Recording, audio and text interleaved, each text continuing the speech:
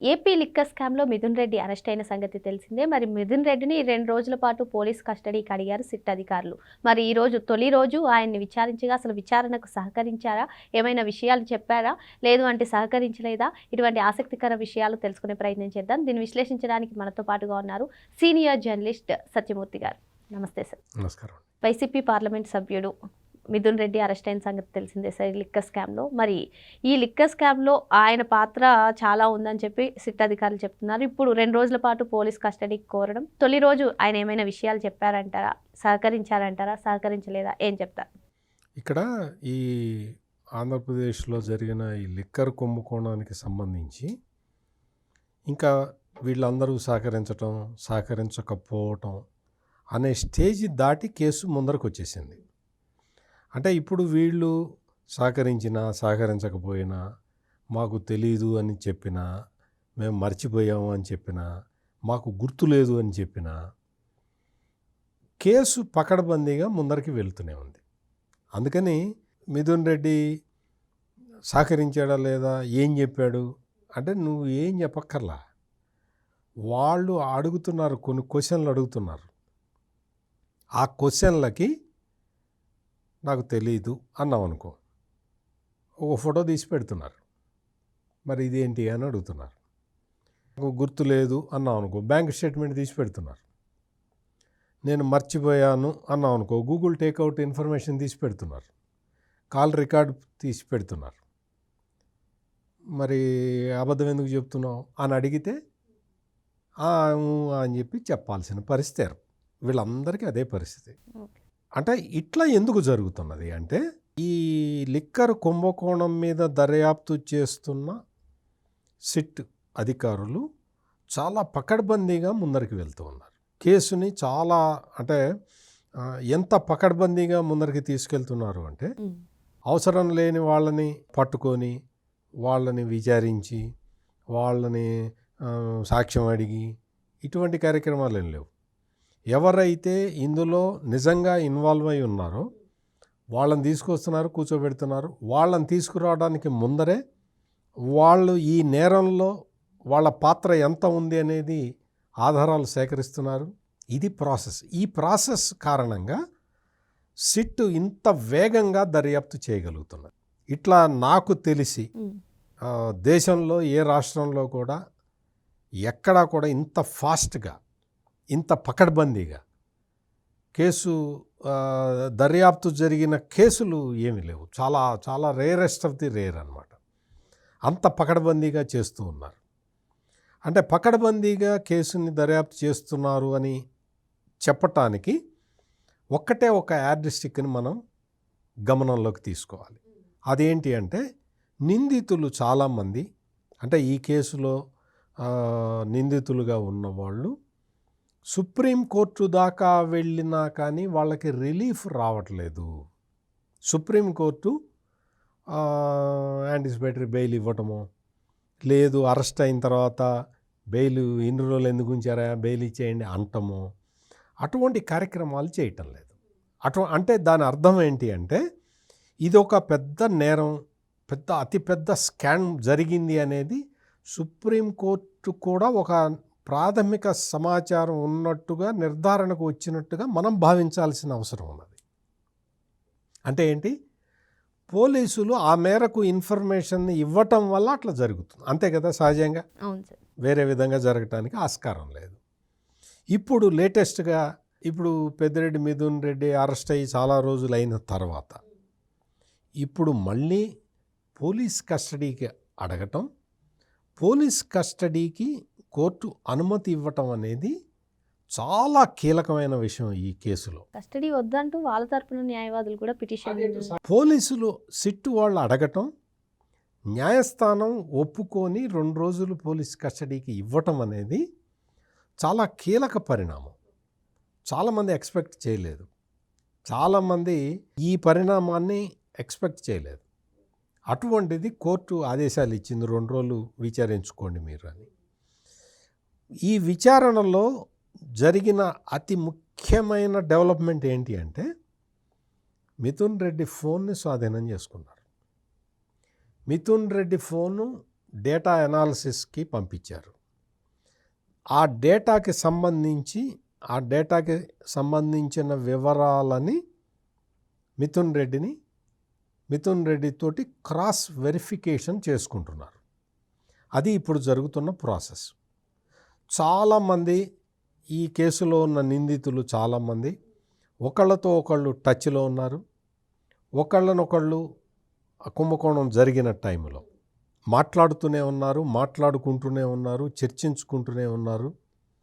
ఈ వ్యాపారాన్ని అంటే ఈ దొంగ వ్యాపారాన్ని ఎలా ముందరికి తీసుకెళ్ళాలి అని ఆలోచించుకుంటూనే ఉన్నారు, సమాలోచనలు జరుపుతూనే ఉన్నారు.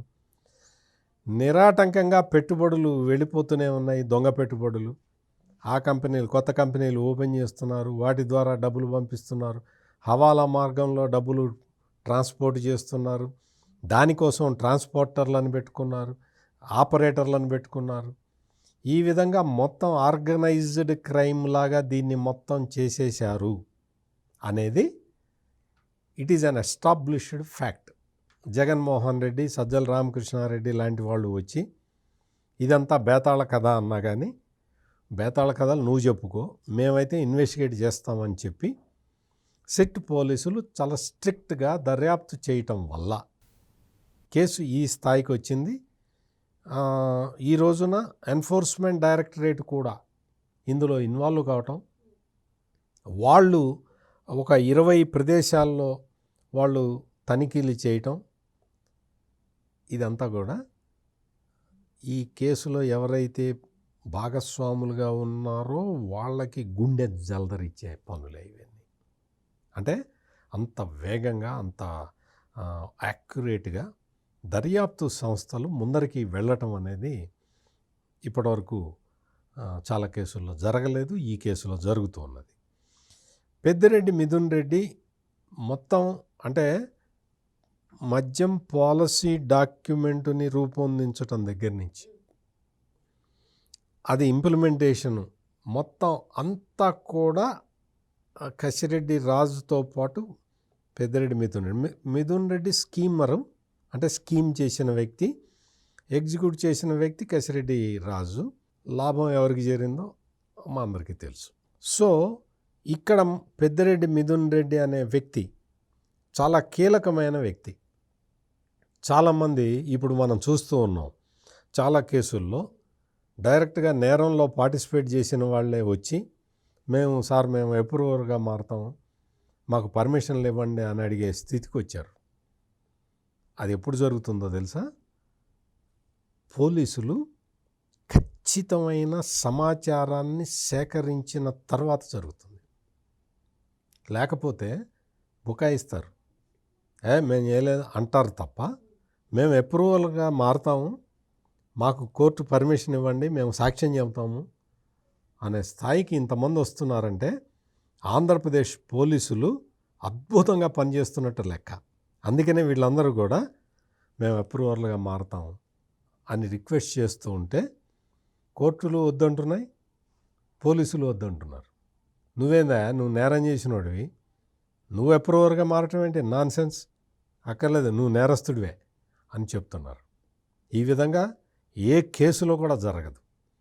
ఇటువంటి అద్భుతమైన ప్రగతిని మరీ ముఖ్యంగా ఈ మద్యం కేసుకు సంబంధించి సిట్ పోలీసులు సాధిస్తూ ఉన్నారు. మనం we have to appreciate them. Enforcement directorate చాలా వాళ్ళు ఇన్ఫర్మేషన్ కరెక్టా కాదా అని చాలా సోర్సుల నుంచి వాళ్ళు చెక్ చేసుకుందే కేసు టేకప్ చేయరు. అటువంటిది ఆంధ్రప్రదేశ్ పోలీసులు పంపిన రిపోర్ట్లని కోర్టుల ద్వారా తీసుకున్న ఎన్ఫోర్స్మెంట్ డైరెక్టరేట్ ఈడీ వీటి మీద కేసులు నమోదు చేసింది, తనిఖీలు చేసింది. ఇందులో బాగా డబ్బులు తినేసిన వాళ్ళు, బాగా ఎంజాయ్ చేసిన వాళ్ళు, అధికారాన్ని అడ్డం పెట్టుకొని కోట్లాది రూపాయలు కొల్లగొట్టిన వాళ్ళు, పెద్ద పెద్ద ఫ్యాక్టరీలు పెడతాం, అది పెడతాం, ఇది పెడతాం అని కంపెనీలు పెట్టిన వాళ్ళు, బోగస్ కంపెనీలు, ఆ బోగస్ కంపెనీల్లోకి చేసిన బోగస్ ట్రాన్సాక్షన్స్, బంగారం, బిస్కెట్లు కొనటం, దొంగ బిల్లులు, ఇటువంటివి అన్నీ కూడా ఈ నేరాలకి పాల్పడ్డ ఈ మాఫియా ముఠా అంతా మొత్తం ఎక్స్పోజ్ అయిపోయింది.